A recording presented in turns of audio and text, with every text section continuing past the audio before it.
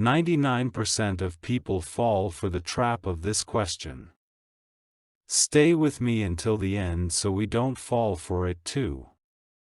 The question is, 8 divided by 1/3 times 3. Many people say the 3 cancels out with the 3 and 8 divided by 1 is 8.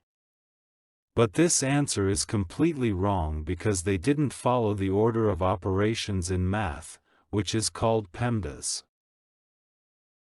Look, the PEMDAS rule is very simple. First, we have to solve the expressions inside the parentheses, then the exponents. Next, we get to multiplication and division, which have the same priority and must be solved strictly from left to right.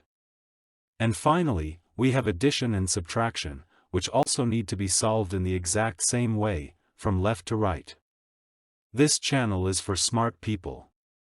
If you're smart, subscribe to the channel. In this expression, we have division and multiplication. According to PEMDAS, we solve from left to right.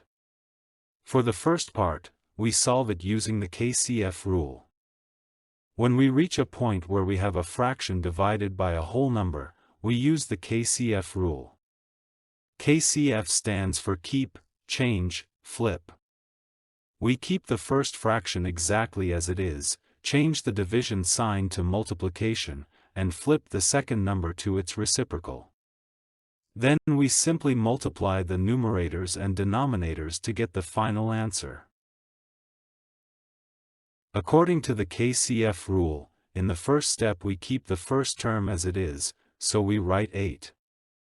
In the second step, we change the division sign to multiplication. In the third step, we flip, reciprocal, the second term. The reciprocal of 1/3 is 3. 8 times 3 equals 24.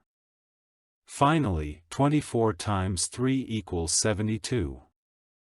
So the correct final answer is 72. Please like the video and subscribe to the channel.